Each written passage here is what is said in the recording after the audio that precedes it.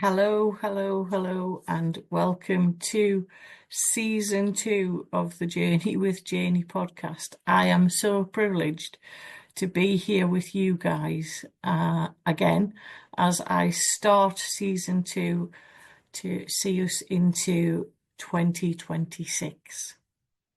Welcome to Journey with Janey podcast. I'm Janey Anderson, and this is the Quiet Reset. A space for reflection,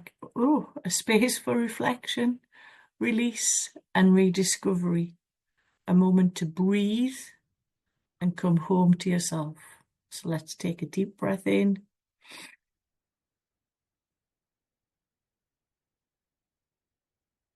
And release.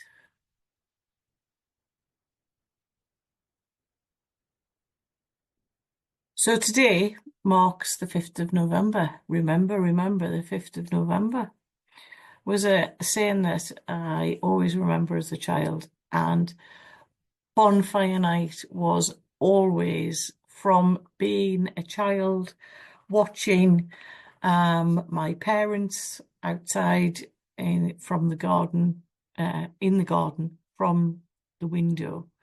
My dad with his tin of fireworks bought at the little shop in Prudhoe. I can still remember going to that shop and choosing the fireworks, and the fireworks being put into the tins so they didn't get wet. Anyway, I digress. Those are memories that stay with us. And yeah, the 5th of November, it's a here again.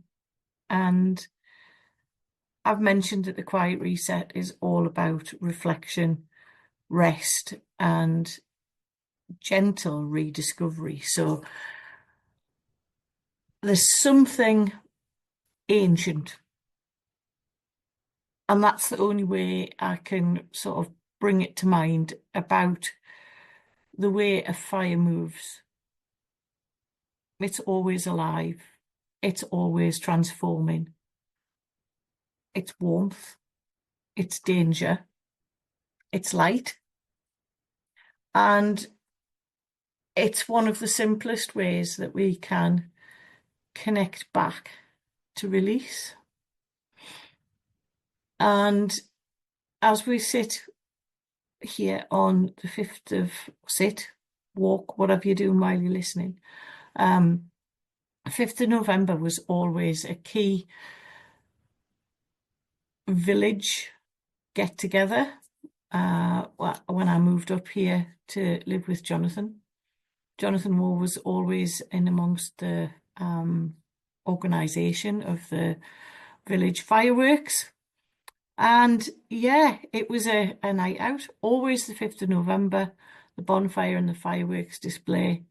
And it was bringing the community together. We talked a lot about community and things in the last season. So linking all of this in, not long after Jonathan died, I was invited by a dear friend, John Young, to do a fire walk and spend the day with him. And wow, that was the most amazing experience.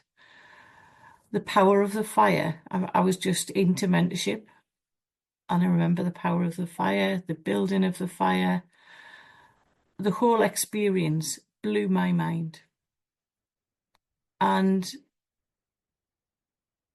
even down to the fact now, if I want to relax and switch off, I'll light a candle. And I know a candle is a very small flame.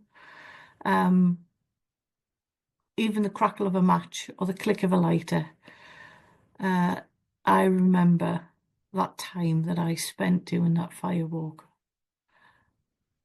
And fire doesn't just consume us, it clears a space. It makes way. It teaches us that endings are not inevitable. They are essential for our growth.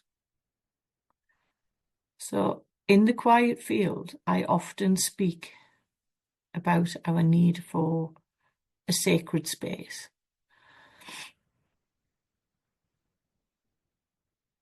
This is somewhere where you can meet your emotions honestly without any distractions.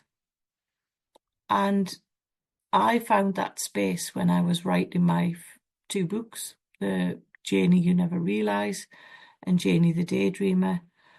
And as weird as it sounds, I found that sacred space in the bedroom, sitting in bed and just with a candle and a chill, just breathing and just being able to be on my own. Now, that could be because the house was buzzing with kids, and that felt like my sacred space. As time goes on and I am heading into, well, especially this week, I am home alone. So I'm finding that those spaces can be different places. Sacred space in the house, it can be a space outside. You'll have seen many of my videos where I've been down next to the stream, and yeah, it's whatever works for you.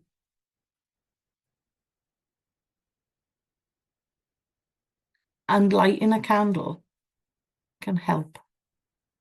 And that is the flame, the fire. Focusing on a candle. Can you focus on a candle for a period of time?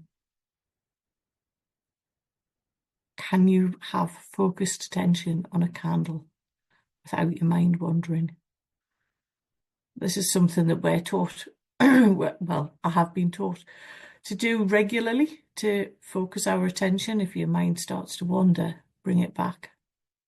Even as little as a minute or a couple of minutes a day, and build it up to being able to sit for 10 minutes and just look at that candle in pure stillness. And every time your mind drifts, bring it back. Bring it back.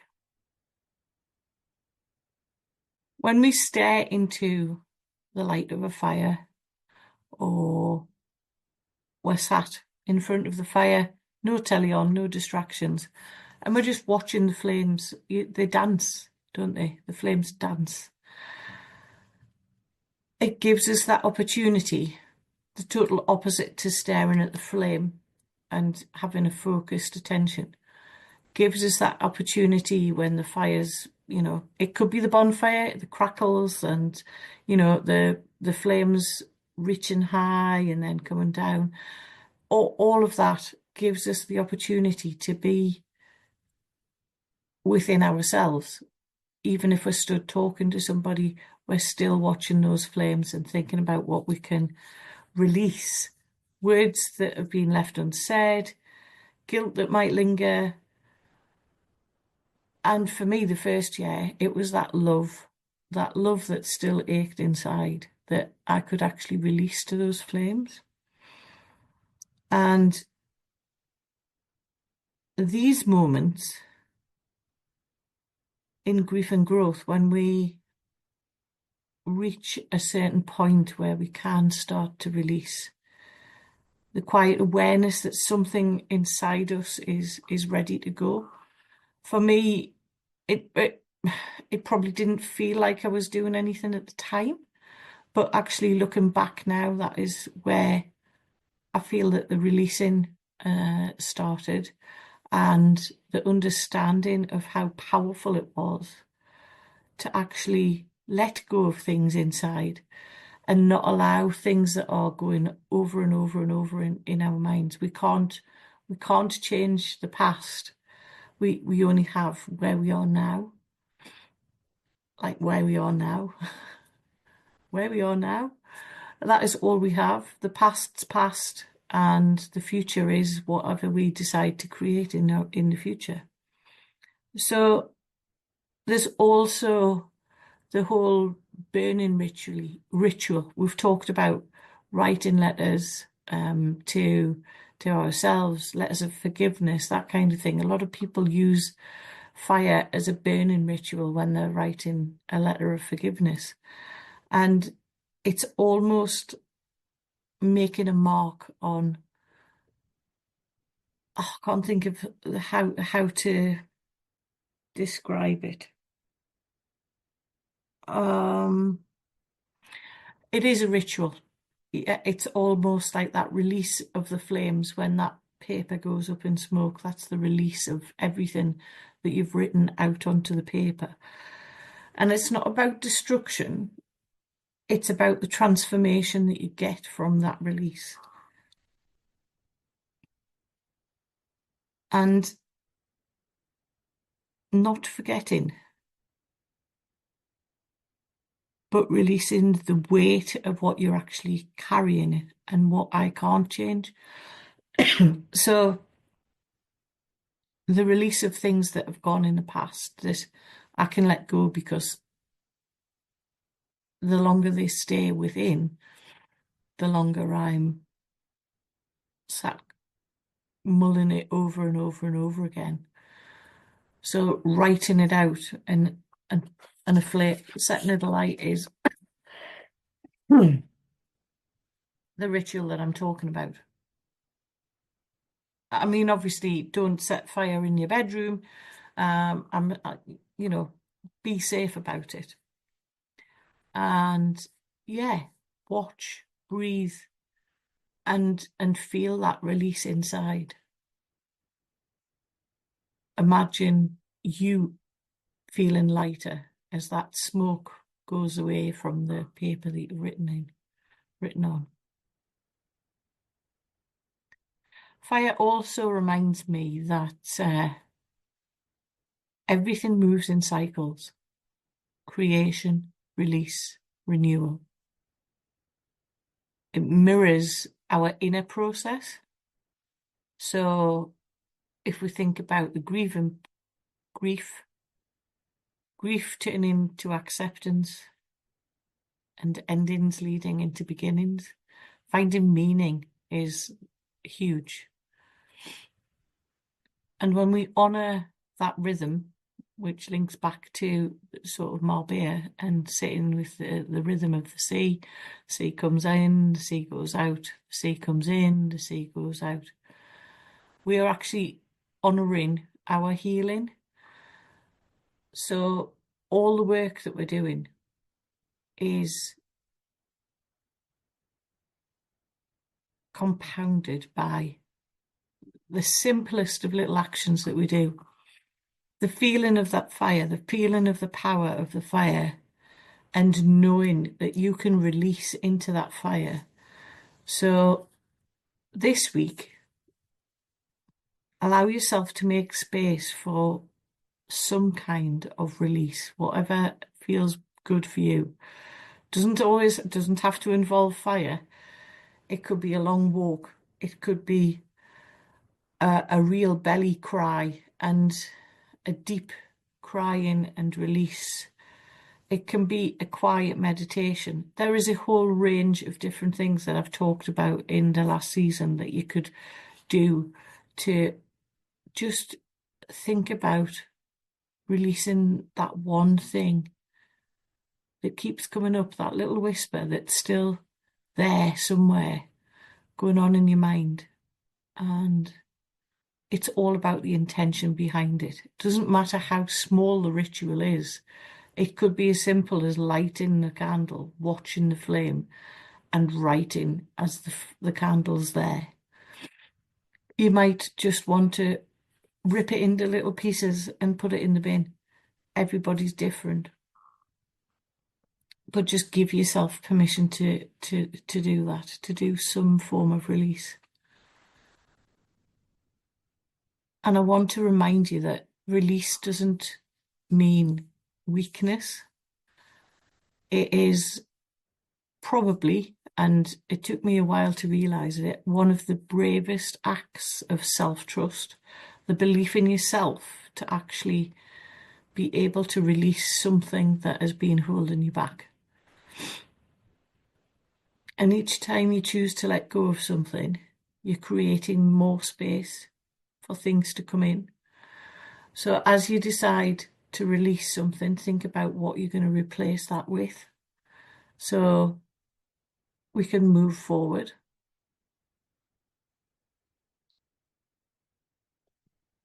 So as we close today, when you're off to your bonfires, whenever it may be, some of you may already have done your bonfire, firework display, whatever, the 5th of November.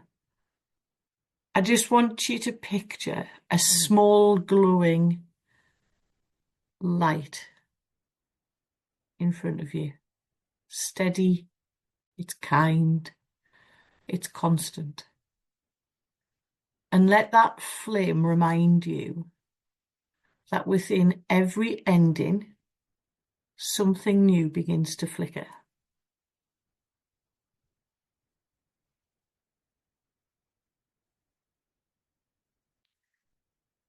I think I've probably thrown a lot at you today, and I hope it all makes sense. I'm always here for you in whatever shape or form. Messages on Facebook, Instagram, LinkedIn, and thank you for sharing this moment with me this week.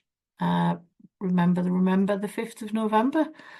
We shared some amazing nights on the 5th of November or whenever bonfire night occurred. So yeah, happy days, happy memories, and think about that one thing that you're going to release this week. So until next time, may your fire burn gently and may your heart feel lighter. Thank you for joining me on the Journey with Janey podcast. It's always a pleasure to be with you on a Wednesday or whenever you are downloading and listening to the Journey with Janey podcast. All I ask is that you subscribe so you never miss an episode. And also remember, there are ways of contacting me through my website on www.journeywithjaney.com. There's a contact button to book a call, which is a free 15-minute call, and all the details of the ways to work with me are on my website. I'm always available for a chat, a DM, or just a message via LinkedIn or Instagram. We all have the social handles now. Just drop me a message and let's talk. And remember, we don't have to do this alone, which is exactly why I am here to help guide you on this journey. I am the me that I needed 3 years ago, and I hope and feel that I can help you on your journey of moving forward by taking small, simple steps. So from me to you, take care.